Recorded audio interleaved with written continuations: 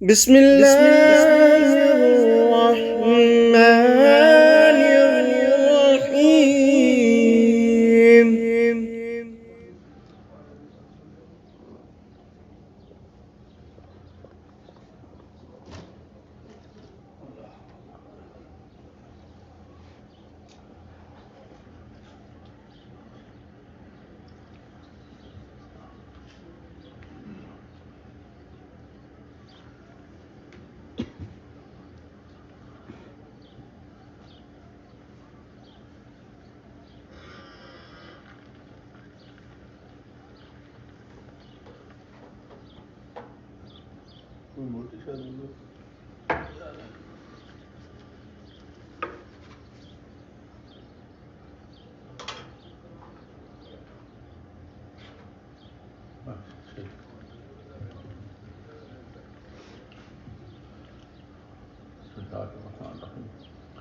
الحمد لله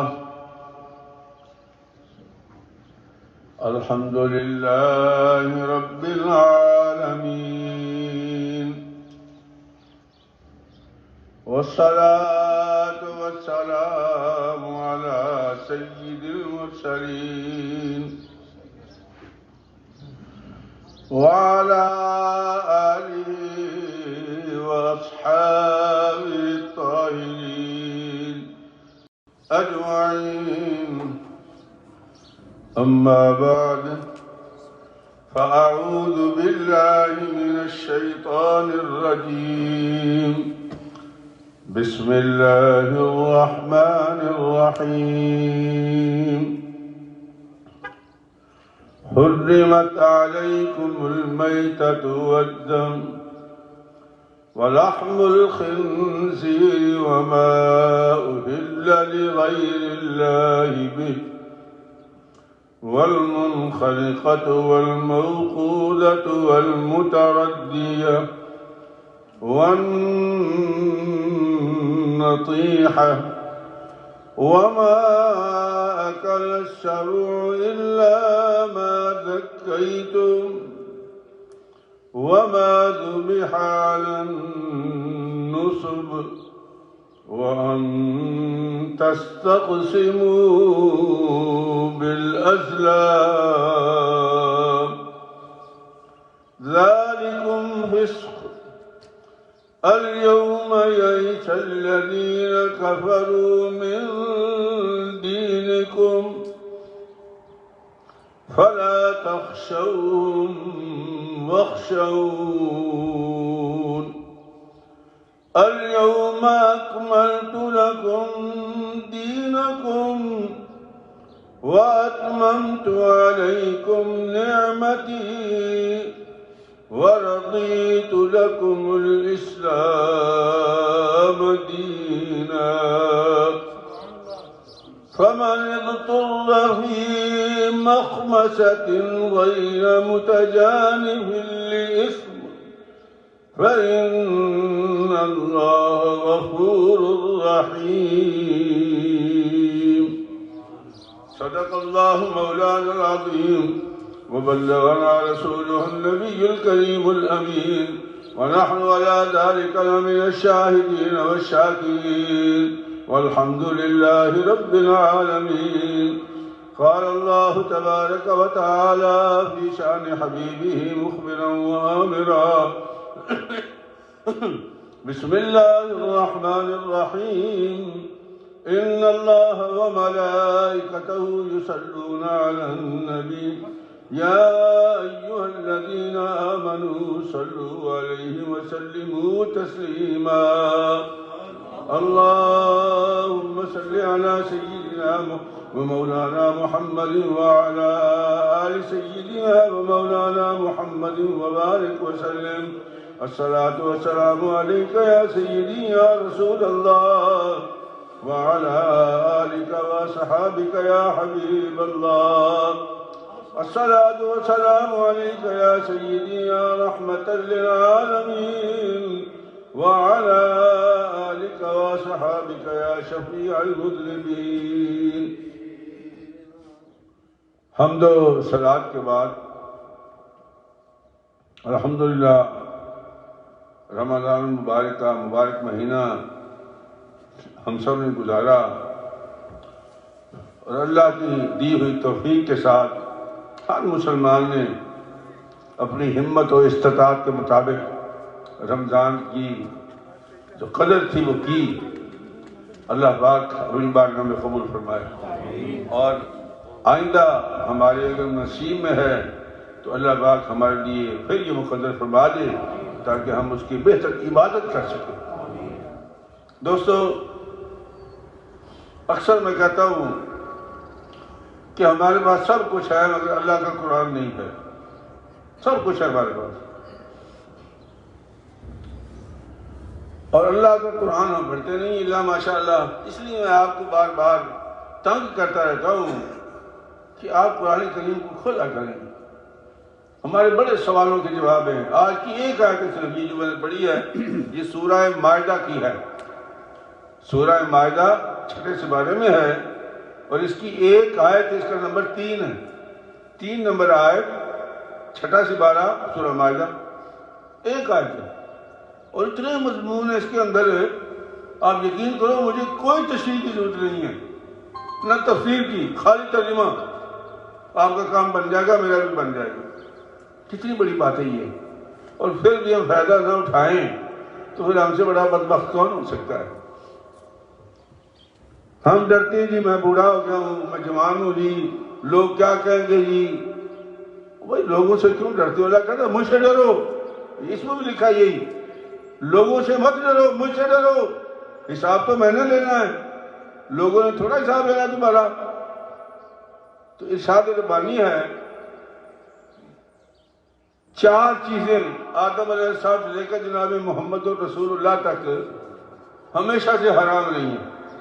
4 چیزیں آدم علیہ السلام سے لے کر کے محمد رسول اللہ تک تمام انبیاء کی شریعتوں میں 4 چیزیں موٹی موٹی ہیں، یاد رہ جائیں گی آپ کو۔ اللہ فرماتا ہے کہ حرمت علیکم المیتۃ والدم ولحم الخنزیر وما اہل بہ لغیر اللہ۔ مردار حرام ہے تمہارے اوپر، جو جانور خود بخود مر جاتا ہے۔ پاکستان میں، مجھے اللہ معاف کرے، واقف کاروں نے بتایا کہ وہاں ہوٹل والے ایک اس طرح نکالی ٹھنڈی مرغی۔ کیا نکالی؟ ٹھنڈی مرغی۔ تو میں نے وہ واقف کار سے پوچھا یہ ٹھنڈی مرغی سے کیا مراد ہے؟ کہنے لگا جو مری ہوئی مرغیاں ہیں یہ ہوٹل میں لیتے ہیں جی، مری اس کو کہتے ہیں ٹھنڈی مرغی،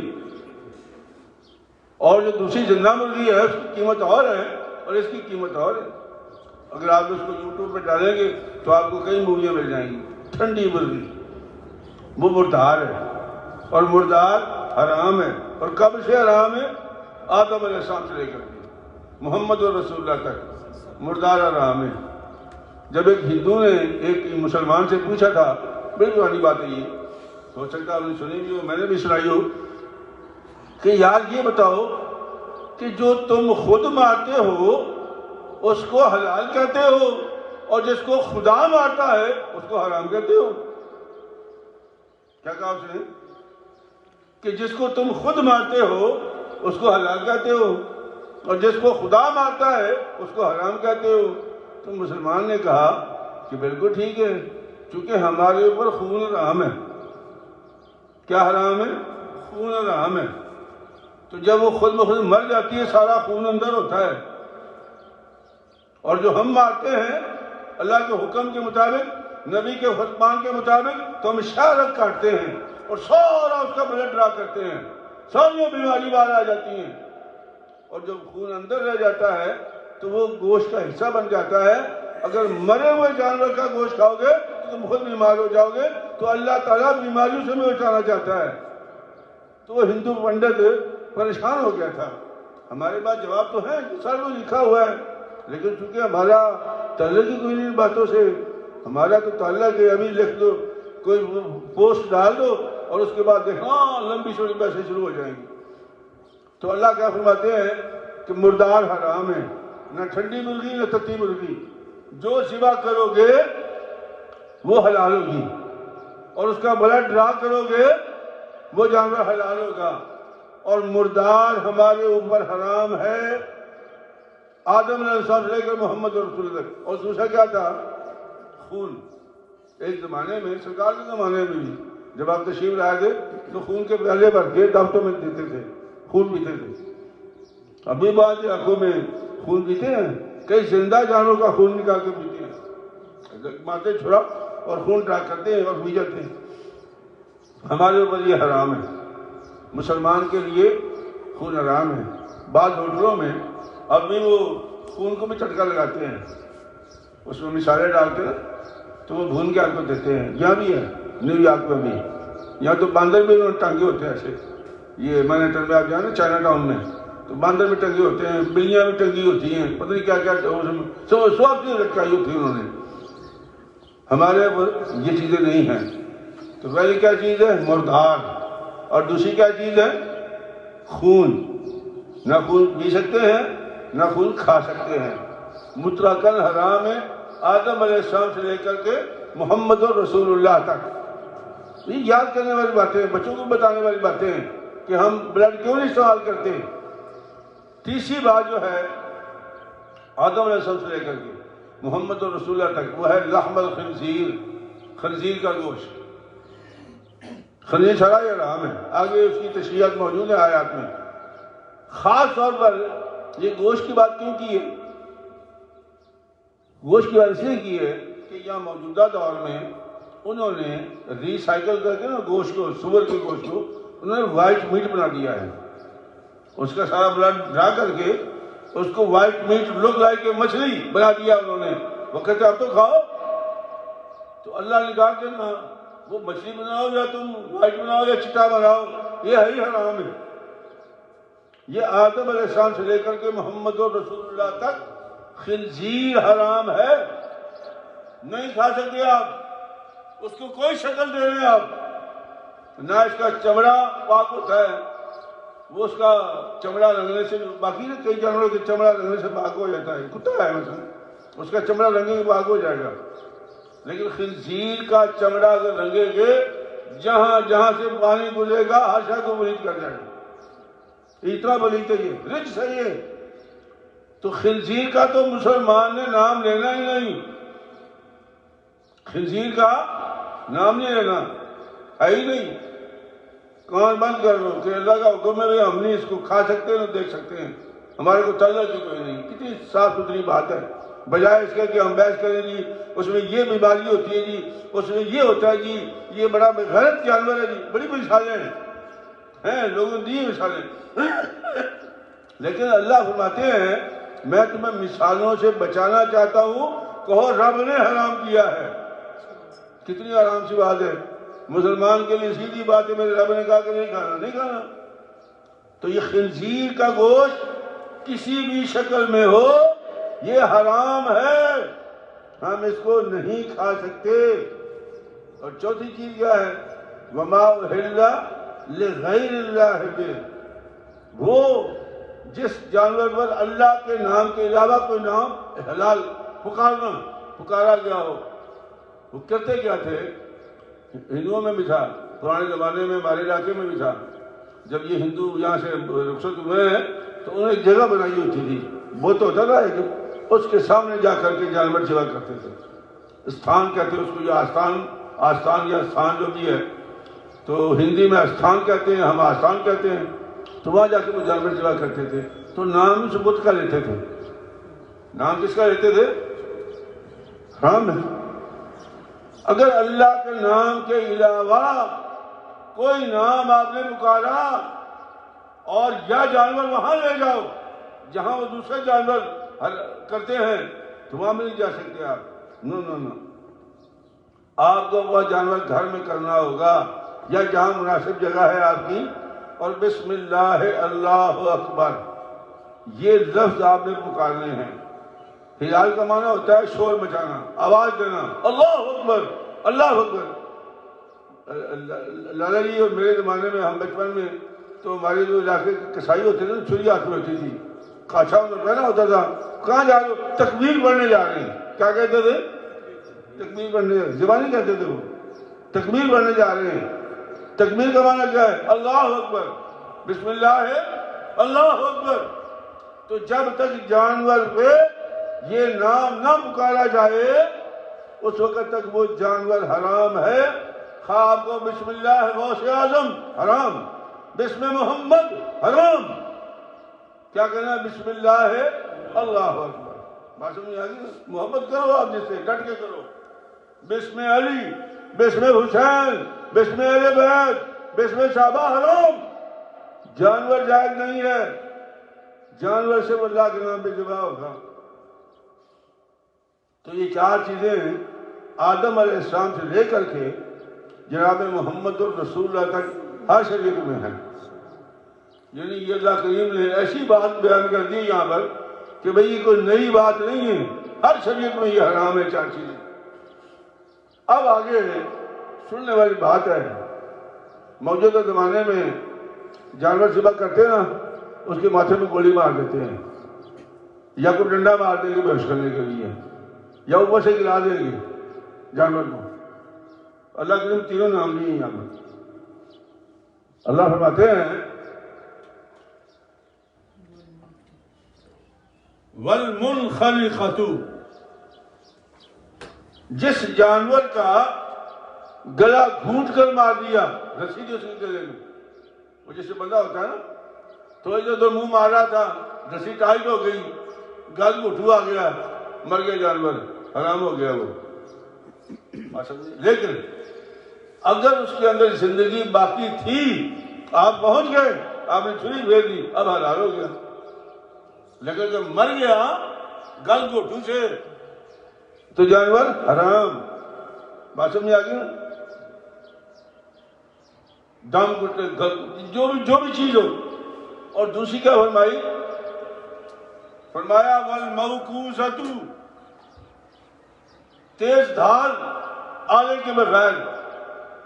آپ نے لکڑی اٹھائی، ڈنڈا اٹھایا، مارا اس کے سر پہ، گردن میں مارا، جانور گرا مر گیا، ختم، حرام، نہیں کھا سکتے آپ. تو اس کے بارے میں کیا خیال؟ گولی مار دو گے تم؟ بات تو وہی ہے، نہیں کر سکتے آپ. اور پھر کیا فرمایا؟ یہ ذرا باتیں سننے والی ہیں. اور فرمایا والمتردیۃ، چھت پہ جانور رکھے ہوئے تھے، پاکستان میں بھی رکھتے ہیں لوگ، یا جن علاقوں میں جگہ کم ہوتی ہے وہ چھت میں جانور پال لیتے ہیں. وہ بھینس کو اتار رہے تھے، گائے کو اتار رہے تھے، بیل کو اتار رہے تھے، وہاں سے گرا، نیچے آگے مر گیا، ختم ہو گیا. اللہ فرماتا ہے وہ بھی ختم ہو گیا، حرام ہو گیا. تینوں چیزیں بیان کر دی اللہ نے.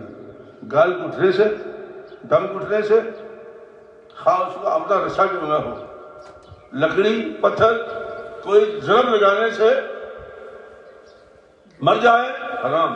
اوپر سے چھت سے گر کے مر جائے، حرام. اچھا، اس کے بعد کیا ہے؟ وَالنَّتِیحَةُ، جانور لڑ رہے تھے آپس میں، اس نے مارا سینگ دوسرے کو، سیدھا اس کے سینے پہ لگا، دل پہ لگا، مر گیا جانور، ختم، حرام. وَالنَّتِیحَةُ، سینگ مارا، جانور مر گیا، وہ بھی حرام ہو گیا. اچھا، اب آگے کیا فرماتا ہے؟ وَمَا أَكَلَ السَّبُعُ إِلَّا مَا زَكَّيْتُمْ، اور جسے درندے نے پھاڑا، پکڑا اور مر گیا، وہ بھی حرام. اب کیا فرماتے ہیں؟ إِلَّا مَا زَكَّيْتُمْ. اب یہ ساری صورتیں بیان کرنے کے بعد اللہ فرماتا ہے کہ جانور میں زندگی کی رمق باقی تھی، زندگی کی رمق باقی تھی. آپ پہنچ گئے، آپ نے چھری پھیر دی، حلال ہو گئے جانور. یعنی حلال کرنا ضروری ہے. ایک ہے جانور کا حلال ہونا، ایک ہے اس کا ذبح کرنا اللہ کا نام لے کر، یہ الگ ہے. یہ جو میں نے اٹل میں اکثر ہمارے عربی دوست ہیں نا، عربی بھائی، وہ لکھ رہا حلال. میں نے خود پوچھا، ممبر پہ بیٹھا ہوں، میں نے کبھی پوچھا یار یہ گوشت حلال ہے؟ کہا جی حلال ہے. یہ چکن ہے؟ چکن حلال ہوتا ہے؟ وہ بھائی میں چکن حلال نہیں پوچھا، یہ ذبح شدہ ہے؟ کہنے لگا یہ نہیں مجھے پتا. چکن حلال ہوتا ہے، بکرا حلال ہوتا ہے، گائے حلال ہوتی ہے. تو اللہ کیا کہہ رہا ہے؟ جانور کا حلال ہونا اور بات ہے، اور اللہ کے نام پہ ذبح کرنا الا ما زکیتم، جب تک تم اس کو ذبح نہیں کرو گے تمہارے لیے حلال نہیں ہوگا. تو کہا کہ مسئلے ہمارے تمہارے مسلمان بھائی اب بھی ہیں ماشاءاللہ پڑھے لکھے لوگ. وہ چھوڑو جی یہ مولوی کی باتیں ہیں, جانور تو حلال ہی ہوتے ہیں. نہیں حلال ہوتے. اگر حلال ہوتے تو اللہ تعالیٰ کیوں فرماتا کہ تم خود ذبح کرو اس کو؟ اگر ذبح کر لیا تو حلال ہو گیا, اور اگر ذبح نہیں کر سکے تو یہ 4 صورتیں اللہ نے لکھی ہیں. 4 سارے جانور کے حرام ہو گئے تمہارے اوپر, نہیں کھا سکتے آپ. حالانکہ جانور تو حلال ہیں وہ سارے, لیکن نہیں کھا سکتے. تو معنی کیا ٹھہرا کہ ذبح کرنا اور ذبح کے وقت میں اللہ کا نام پکارنا, اس میں وہ بھی ہیں. کون سے؟ گوشت لے لیا بازار سے, میں گیا انڈیا دورے پر, بڑی پرانی بات ہے, اللہ مجھے معاف کریں. ہمیں انہوں نے $75 کا کوپن دیا گورنمنٹ انڈیا میں ناشتے کے لیے. تو میں تاج ہوٹل تھا اس کے ریسٹورنٹ میں چلا گیا. تو وہاں سکھ پھر رہا تھا. تو میں نے اس کا مہاراج کوئی ناشتہ واشتہ ملے گا؟ تو کہنے لگا مہاراج تسی حلال کھاندے ہو کہ حرام کھاندے ہو؟ میں کہا میں تو حلال کھاتا ہوں. کہتا ہوا ٹھیک ہے, میں جانور لیتا ہوں گوشت, تم اس میں بسم اللہ پڑھو, اللہ اکبر پڑھو, پھول مارو, کھا لو. میں مجھے بتا رہا ہوں. وہ بھائی کیا کہہ رہے ہو؟ کہنے لگا جتنے یہ آ رہے باتیں سب یہی کرتے ہیں. میں گوشت لا کے دیتا ہوں, وہ بسم اللہ اللہ اکبر کہہ کے پھونک مار کے کھا جاتے. میں کہا یار مذاق نہ کرو, مجھے یہ بتاؤ کہ حلال کیا چیز ہے؟ کہنے لگا مہاراج تھوڑے $75 گئے, آپ کے $75 گئے سمجھو. کہا میں آپ کو ابلی پالک لا دیتا ہوں اور روٹی تازہ تندور کی, نمک اوپر ڈال کے کھا جاؤ, یہی حلال ہے, باقی کچھ حلال نہیں. آپ یہ میں بتا رہا ہوں, اپنی ہڈ بٹی بتا رہا ہوں آپ کو. نہیں کر سکتے آپ کو کوئی اختیار نہیں ہے کہ گوشت لو پیٹ مارک سے, کسی بھی فوڈ مارکیٹ سے, ریسٹورنٹ ڈپو سے, اور لا کر کے بسم اللہ ہے اللہ اکبر کیا کھا جاؤ. نہیں کھا سکتے آپ. اللہ کہتا ہے ذبح اللہ اکبر کے نام پہ ہونا ضروری ہے. یہ میرے قرآن میں لکھا ہوا ہے, میں نہیں بتا رہا آپ کو, میرے رب نے لکھا ہے کہ جب تک اللہ کے نام کی چھری نہیں پھرے گی جانور حلال نہیں ہوگا, کوئی صورت نہیں. الا ما ذکیتم, اور فرمایا وما ذبح علی النصب, اور وہ جو استھان پر جہاں ہندو جانور ذبح کر کے رکھ کے کرتے ہیں نا, وہاں جا کر اگر تم اللہ اکبر کہو گے وہاں وہ بھی حلال نہیں ہوگا. جگہ ہی غلط ہے. وہ کیا کہا میں نے؟ جگہ, کیونکہ لوگ یقین نہیں کریں گے نا, تو لوگ کہیں گے ہمارے بت کے چرنوں میں کیا اس نے, تو غلط ہو گیا کام, نہیں کر سکتے آپ. وہ بات ذبح علی النصب, جو استھانوں پر جانور کو ذبح کیا جائے اور بدھ کے چرنوں میں اگر اللہ کا نام بھی لوگے تو وہ حرام ہو جائے گا, کیونکہ جگہ غلط ہے. وہ لوگ یقین نہیں کریں گے, لوگ کہیں گے یہ ہمارے بدھ کے لیے ہے. غلط ہو گیا, غلط کام ہو گیا. اور فرمایا وَأَن تَسْتَخْسِبُوا بِالْأَزْلَامِ, یہ جو پانسے پھینکتے ہیں نا, وہ کوڑیاں ہوتی ہیں, کوڑیاں یا تیر ہوتے ہیں, ایسے پھینکتے ہیں, تو وہ قسمت کا حال بتاتے ہیں, جس میں رمل, نجوم, جفر, یہ جتنی بھی خرافات ہے نا, یہ اسلام میں حرام ہے. اللہ فرماتا ہے کہ تم قسمت کا حال ان سے نہیں لے سکتے, قسمت کا حال صرف اللہ جانتا ہے. ٹھیک ہے, نجومی کو ہاتھ دکھاؤ غلط ہے. او بھائی اللہ فرماتے ہیں کہ یہ جتنی لکیریں نا, یہ تم لکیروں کے ہی نہیں پیدا ہوئے نا, یہ لکیریں تمہارے ہاتھ میں ہیں, یہ تمہارے لیے ہیں. یہ چاند ستارے سورج تمہارے لیے ہیں, تم ان کے لیے نہیں ہو. کہ تمہارا ستارہ نکلا, اچھا کئی ہمارے مسلمان بھائی اچھا خاصے, تو وہ ستاروں کے جو نام رکھے ہوتے ہیں, اکرم اور فلاں فلاں فلاں, روزانہ اخبار دیکھتے ہیں, اچھا جی میرا مہینہ یہ ہے, سور ہے جی, تو میرے اندر یہ وستو ہے. بھائی حرام ہے, یہ نہیں کر سکتے آپ. یہ سب اللہ کے ہاتھ میں ہے. قسمت تمہاری کس کے ہاتھ میں ہے؟ اللہ کے ہاتھ میں. میری قسمت کسی کے ہاتھ میں نہیں ہے, نہ نجومی کے ہاتھ میں, نہ رمل والے کے ہاتھ میں، نہ جفر والے کے ہاتھ میں، نہ وہ تیر پھینکتے تھے، یا آج کل اٹلانٹک سٹی میں جا کر کے وہ پھینکتے ہیں، وہ چھلے پھینکتے ہیں، لوگ بتاتے ہیں، مجھے میں تو نہیں گیا، باہر لوگ بتاتے ہیں وہ چھلے پھینکتے ہیں، تو قسمت نکلتی ہے، اسی میں لاٹری بھی آتی ہے۔ آپ نے تو $1 کی لاٹری خریدی ہے نا، وہ نہ جانے کتنے لوگوں کے ڈالر ہیں اس میں، وہ سب کے پیسے آپ کی جیب میں، کس کھاتے میں بھائی؟ یہ کون سا بزنس ہے؟ حرام ہے یہ، لاٹری نہیں خرید سکتے آپ۔ یہ میرے رب نے کہا یار، میں نہیں کہہ رہا ہوں، بچ جاؤ ان چیزوں سے۔ اللہ فرماتے ہیں القاسم حبیب اللہ، اللہ کے نبی نے فرمایا جو اللہ کا یار ہے وہ بندہ ہے جو ہاتھ سے محنت سے روٹی کما کے کھاتا ہے، وہ اللہ کا یار ہے، وہ اللہ کا یار۔ القاسم حبیب اللہ، اللہ کا دوست کون ہے؟ جو محنت سے روٹی کما کے کھاتا ہے، لوگوں کے مال پہ نگاہ نہیں رکھتا۔ یہ لاٹریاں لوگوں کا مال ہے، اور جتنے ایسا کتاب ملتی ہے آپ بازار سے لے لیں تو ملین کے حساب سے جن کی لاٹریاں نکلی ہیں نا، ان کا انجام پڑھو کیا ہوا ہے۔ کسی کو ویسے کھانے نصیب نہیں ہوئے، اور آپ کو کیا بتاؤں، میں نے پڑھی وہ کتاب، کسی کو وہ ویسے کھانے نصیب نہیں ہوئے۔ تو آپ کو لطیفہ اکثر سناتا ہوں، مجھے پھر بار بار یاد ہے، وہاں بیٹھا ہوا تھا بندہ، مجھے کہتا استاد جی میری لاٹری لگنے والی ہے، تو دعا کرو میں تھوڑی مشین بنوا دیں گا۔ وہاں بیٹھا ہوا تھا۔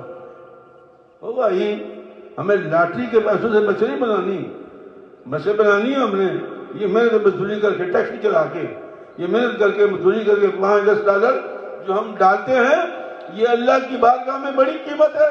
سرکار نے فرمایا کہ ایک بندے نے 1,00,000 دیا، ایک بندے نے 1 دینار دیا، وہ 1 دینار والا بازی لے گیا۔ صاحب مجھے یاد تھا 1 اور لاکھ میں تو بڑا فرق ہوتا ہے۔ فرمایا جسے 1,00,000 دیا نا اسے لاکھوں میں گن کے دیا ہے، جسے 1,00,000 دیا ہے نا اسے لاکھوں میں گن کے دیا ہے، اور جس نے 1 دیا ہے اسے کمایا 1 تھا، اسے ساری کمائی دے دی۔ تو ایک اللہ کی بارگاہ میں اس کی بڑی قیمت ہے، اس 1 دینار کی، اس $1 کی، اس $5 کی جو کما کے بلائے ہو۔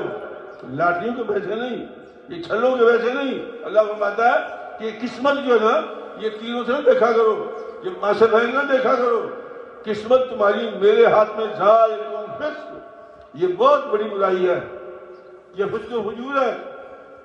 بچ جاؤ ان چیزوں سے کہ یہ حرکت نہ کرو۔ تم کتنی باتیں اللہ قرآن میں بیان کر رہا ہے۔ اب کوئی مسلمان اگر آپ کو کہے نہیں جی وہ جانور تو پھر حلال ہوتے ہیں نا جناب، یہ تو ایم مولوی کہتے ہیں، تو میں کہہ رہا ہوں بھائی اگر قرآن آپ پڑھیں تو 3 نمبر آتے ہیں، یہ سورہ مائدہ کی، مائدہ 6 سے بارے میں خود ترجمہ پڑھو گا کہ گھر جا کے ترجمہ بتا رہا ہوں آپ کو، تشریح نہیں کر رہا آپ کو بھی۔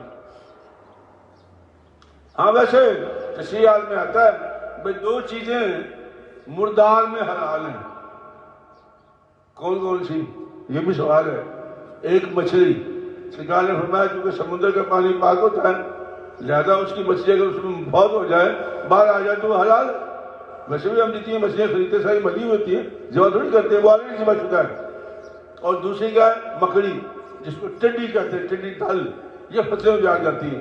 اللہ کے نبی نے فرمایا یہ تمہاری فصلیں اجاڑتی ہے تو میں ان کو اجاڑ دوں، اللہ اللہ برابر ہو جائے گا کام۔ یہ 2 جو نا یہ حلال ہیں، اور 2 خون بھی حلال ہیں، ایک کلیجی اور ایک تلی، وہ تلی ہوتی ہے نا اس کے اندر جانور کی، یہ 2 خون جو نا یہ حلال ہیں، باقی نہیں، بہتا خون نہیں۔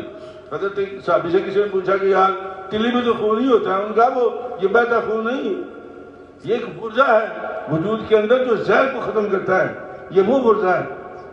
بالم تو ارشاد ربانی ہے کہ ذالکم فسق، یہ برائی ہے، بچو ان سے۔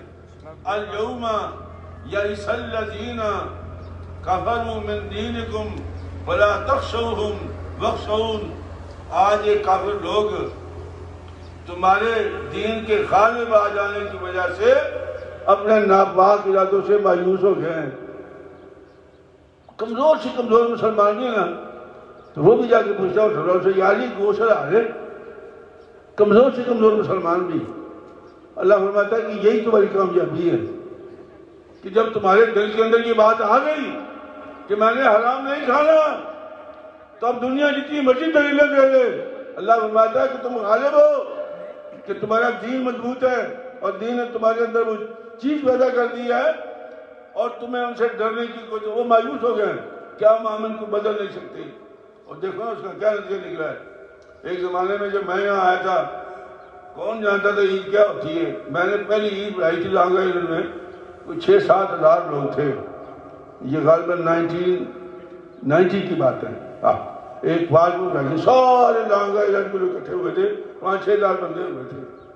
اب ہماری جو مسجد میں نماز لگی اس میں ایک نماز میں 5-6 ہزار لوگ تھے، 15 سے 20 ہزار لوگ نمازیں پڑھتے ہیں وہاں پر۔ اب زمانہ وہ آ گیا ہے، اس زمانے میں کون جانتا تھا حلال کیا ہوتا ہے؟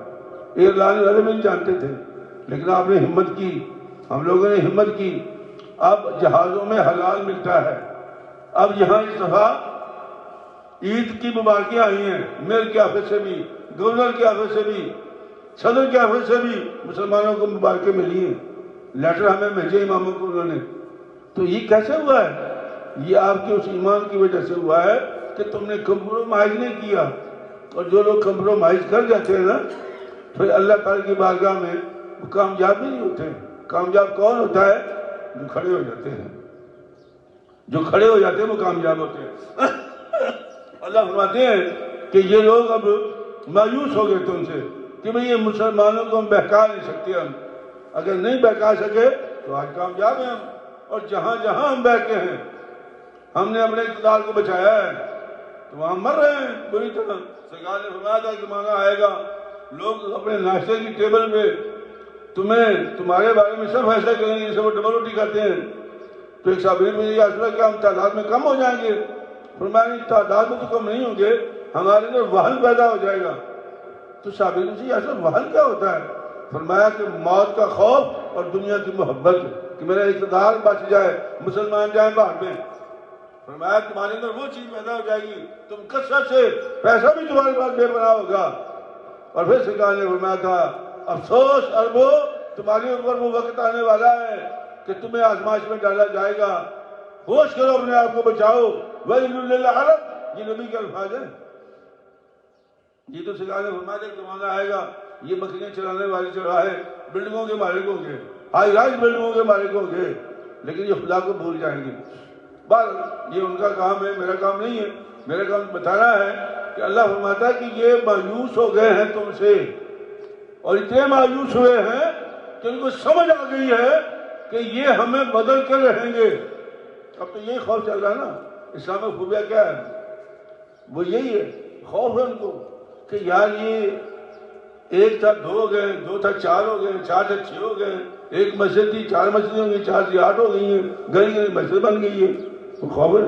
چرچ خریدے جا رہے ہیں، ہمارے لانگ آئیلینڈ میں کچھ مسلمان میں بہت بڑا سریگاہ خریدا، بہت بڑا، انبلیویبل، مسجد میں تبدیل کر دیا انہوں نے۔ سریگاہ خرید رہے ہیں، چرچ خرید رہے ہیں۔ اب ان کو ہم نے بچانا بھی ہے۔ یہ جو ہمارے مسلمان بھائی آئے تھے نا پاکستان سے جب نئے نئے، ہو سکتا ہے ہم ان میں شامل ہو، اللہ میں معاف کریں، تو ہم نے یہاں سے کما کما کے بلڈنگیں بنائی وہاں پر، ٹھیک ہے جی، کما کما کے بڑی بلڈنگیں کھڑی کی ہم نے، وہ جنوں کے گھر بنا لیے، بلڈنگیں بڑی بڑی کوٹھیاں بنا دی۔ اور ہوا کیا، جب ہمارے بچے ہوئے تو ان کا بابا ہم تو نہیں جائیں گے وہاں پر، تم جاؤ جہنم میں، تم نے جانا تو جاؤ۔ نتیجہ کیا ہوا؟ اونے پونے داموں پہ ہمیں بیچنا پڑی۔ اب چرچ تو خرید رہے ہیں ہم لوگ، مسئلے بنا رہے ہیں، اگر ہم نے اولادوں کو نہ سنبھالا تو کیا ہوگا؟ یہ مسئلے بھی بکیں گی، جیسے چرچ بک رہے ہیں، سریگاہ میں، یعنی آفٹر سیل سروس، یہ جو چیز ہے یہ ہمیں بچوں تک منتقل کرنی ہے۔ جب تک آپ یہ چیز منتقل نہیں کریں گے آپ اپنی مسلوں کو نہیں بچا پائیں گے۔ یاد رکھنا، یہ درویش کی بات ہے، یہ کام آئیں گے تمہارے کہ ہم نہیں بچا پائیں گے۔ جو ان کا حشر ہوا ہے وہی ہمارا حشر ہوگا۔ ہم تو بچوں کو بتانا ضروری نہیں سمجھتے کوئی بات، نہ بچوں کو سمجھانا ضروری سمجھتے ہیں، نہ بچوں کو سمجھانا ضروری سمجھتے ہیں۔ تو ارشاد ربانی ہے کہ وہ تم سے مایوس ہو گئے ہیں، اب وہ سمجھتے ہیں کہ یار یہ مسلمان ہمارے قابو میں آنے والے نہیں ہیں۔ تو اللہ فرماتا ہے تم مجھ سے ڈرو، مجھ سے نہ ڈرو۔ الیوم اکملت لکم دینکم، میں نے تمہارا آج دین مکمل کر دیا ہے۔ وَأَتْمَمْتُ عَلَيْكُمْ نِعْمَتِي، اور اپنی نعمتوں کو میں نے تمام کر دیا ہے. کیا شک ہے اس میں؟ حکومتیں ہمارے پاس ہیں، پیسے ہمارے پاس ہیں، دولت ہمارے پاس ہے، میل پاور ہمارے پاس ہے، کس چیز کی کمی ہے؟ ہر نعمت ہمارے پاس ہے، اللہ نے تمام کر دی نعمتیں. وَرَضِيتُ لَكُمُ الْإِسْلَامَ دِينًا، اور میں راضی ہوں کہ میں نے تمہیں دین جو دیا ہے وہ اسلام دیا ہے. اسلام کا معنی کیا ہے؟ ماننے والا. اسلام کیا مسلم کا معنی کیا ہوتا ہے؟ ماننے والا.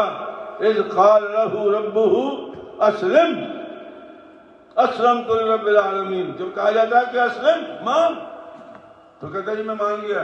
فرمایا ابراہیم هو سماکم المسلمین، باب ابراہیم نے تمہارا نام مسلمان رکھا ہے. تو ہم مسلمان ہیں، یہ ابراہیم علیہ السلام کا دیا ہوا نام ہے. اس کا معنی کیا ہے؟ ماننے والا. تو ہمارا دین ہے وہ ہم نے مانا. اچھا اب ایک آخری بات ہے، چھوٹی سی اگر جاتی جاتی کر دی ہے. فرمایا فَمَنِ اضْطُرَّ فِي مَخْمَصَةٍ غَيْرَ مُتَجَانِفٍ لِإِثْمٍ فَإِنَّ اللَّهَ غَفُورٌ رَحِيمٌ. پھر اگر کوئی شخص بھوک اور پیاس کی شدت میں، انتہائی مجبوری میں اس حالت کو پہنچ جائے کہ اس کو جان بچانے کے لالے پڑ جائیں. یہ ہمارے یہاں تو یہاں نہیں ہے، لیکن بعض صحراؤں میں، سفر میں، مسافروں میں، یہ ایک زمانے میں جب ہم نے حج کیا تھا والدہ کے ساتھ تو پرانا روڈ ہوتا تھا، اب تو بن گیا نا خط سری. اس زمانے میں کچا بدر والا روڈ ہوتا تھا. تو بدر کے علاقے میں آپ بھی جاؤ نا تو وہاں طوفان اٹھتے. بدر کیا ہے؟ جب ہم وہاں پہنچے تو اتنا ریت کا طوفان آیا، ہم بھی طوفان میں چھپ گئے، ہمارا کافلہ بھی چھپ گیا. کوئی نہیں پتا کیا ہوا کس کے ساتھ. تھوڑی دیر کے بعد وہ طوفان رکا تو ہم نے وہ عورتیں خیر بچ گئی، ان کے پاس تو دوپٹے تھے، وہ مائیاں بچ گئی دوپٹوں والی. اور اگر ننگے سارے ہوتے تو ماشاءاللہ پھر اس میں جرنی میں کوئی فرق نہ ہوتا. تو وہ عورتیں بچ گئی اور جن مولوی کو سنبھالتے میں بھی ان میں شامل تھا. ہم نے چلا بچا لیا اور باقیوں کو بری حالت دیکھنے والی. تو وہاں پھر یہ صورتحال ہوتی ہے کہ جب قافلے سے کوئی بندہ ادھر ادھر بچھڑ جائے. ایک حدیث وقت ہے لیکن اب ٹائم نہیں مسلمانوں کا، پھر سناتوں کا کبھی بڑی لمبی حدیث ہے اسی معاملے میں ہے. تو فرمایا ایسی صورت میں کہ جہاں جان کے لالے پڑ جائیں اور بھوک اور پیاس کا کوئی بندوبست نہ ہو، تو اس حالت میں تمہیں جو مل جائے جان بچا لو، تمہارے پر کوئی گناہ نہیں. چلو بات ختم ہوگی. کتنی زبردست بات اللہ نے بتا دی. فَإِنَّ اللَّهَ غَفُورٌ رَحِيمٌ. میں بخشنے والا ہوں، مجھے پتا ہے کہ تم یہ کام مجبوری سے کر رہے ہو. اس لیے بندے جب مجھ سے مسئلے پوچھتے ہیں نا، میں کہتا ہوں بھائی یہ معاملہ تیرا اور اللہ کا ہے، مجھے کیا پتا تیری کیا مجبوری ہے، میں تو نہیں جانتا. مطلب یہ بے سائل سے پتہ نہیں کس سے مجھے نمازی نے کال کی، استاد جی میں دکان خرید رہا ہوں، اس میں شراب بھی ہے تو میں خرید لوں. میں نے کہا یار عجیب آدمی ہو، تو مجھ سے مسئلہ پوچھ رہے ہو، یہ بتاؤ شراب حلال ہے؟ کہتا نہیں حرام ہے. میں نے کہا پھر مجھ سے کیوں پوچھتے ہو؟ سوچو بات، یعنی وہ مولوی کو گناہ گار کرو. تم بات سمجھائے نا بھائی، تمہیں پتا ہے کہ یہ حرام ہے، کیوں کرتے ہو؟ کیا روٹی اوروں کو نہیں ملتی ہے؟ اگر آپ اللہ سے رزق حلال مانگو گے تو حلال ملے گا.